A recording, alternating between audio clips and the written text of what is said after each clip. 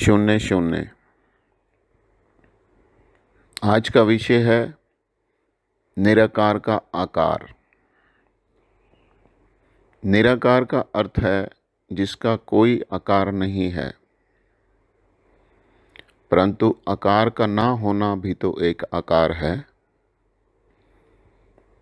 यह भी हो सकता है कि अभी तक उस आकार को रेखा गणित भाषा में कोई शब्द नहीं मिला हो। किसी भी टेढ़े मेढ़े आकार को किसी विशेष शब्द से संबोधित नहीं किया जाता, परंतु इसे टेढ़ा मेढ़ा तो कहा जाता है।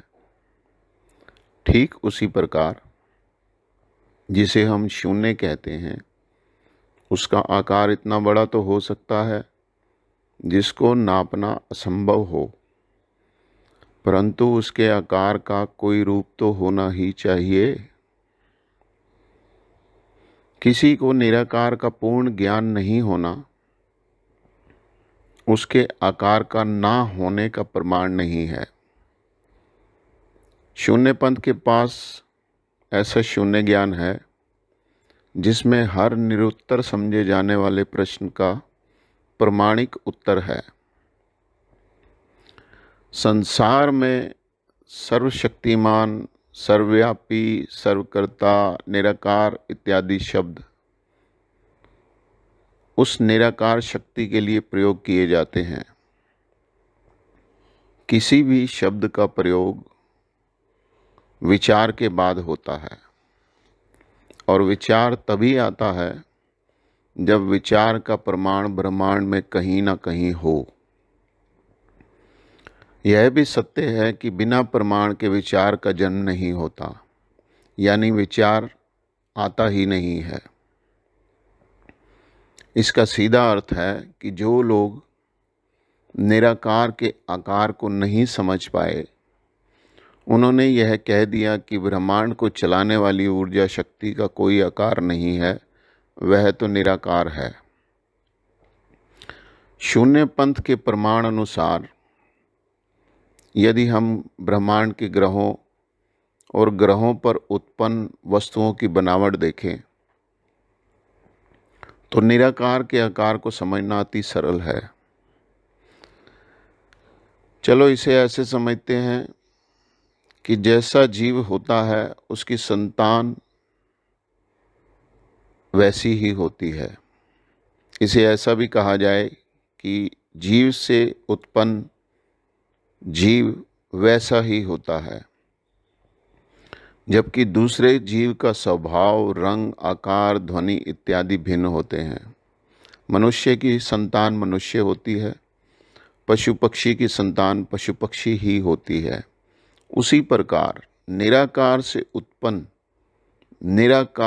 उत्पन्न उसकी संतान जिसे हम आत्मा कहते हैं, वह भी निराकार है। ब्रह्मांड में उत्पन्न हुए ग्रहों का आकार गोल है।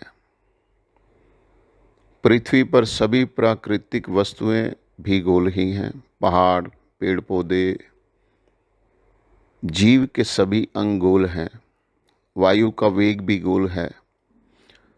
जब हवा में तूफान या बवंडर के रूप में देखा जाता है या अनुभव किया जाता है तो वो गोल घूमता है। जल की गोलाई उसके बुलबुले और जल चक्रवात से समझ सकते हैं। एक और सबसे महत्वपूर्ण बात यह है कि जिसे निराकार कहते हैं वह ऊर्जा शक्ति के रूप में अनुभव की जाती है, जिसका कोई आकार नहीं है, परंतु जब उसको समझना या अनुभव करना हो तो यह गोल है। जैसे जीव में 7 प्रकार के चक्र हैं, उन चक्रों की ऊर्जा गोलाई में कार्य करती है। निराकार का हर स्थान पर उपस्थिति ऊर्जा के रूप में की जाती है। इसीलिए कहा जाता है कि निराकार कण कण में विराजमान है, परंतु यह शून्य नहीं, उसका अंश है। स्वयं निराकार का आकार प्रकाश और तेज इतना अधिक है कि यदि निराकार पृथ्वी पर उपस्थित हो तो पृथ्वी एक क्षण में भस्म हो जाए। पृथ्वी पर उपस्थित किसी भी वस्तु या व्यक्ति में निराकार नहीं समा सकता है। तात्पर्य यह है कि निराकार का आकार गोल है, इसलिए निराकार का नाम शून्य है। शून्य केवल पृथ्वी पर नहीं है, बल्कि सारा ब्रह्मांड शून्य में है। यदि शून्य पृथ्वी पर होता तो पृथ्वी के बाहर ब्रह्मांड में करोड़ों ग्रहों में गति नहीं होती।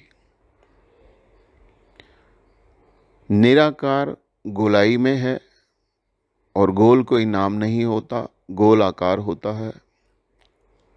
इसलिए हम निराकार को शून्य कहते हैं।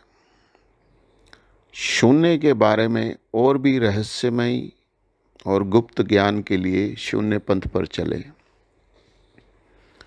शून्य पंथ में शून्य मंत्र और शून्य क्रिया के साथ शून्य को अनुभव करें। शून्य शून्य।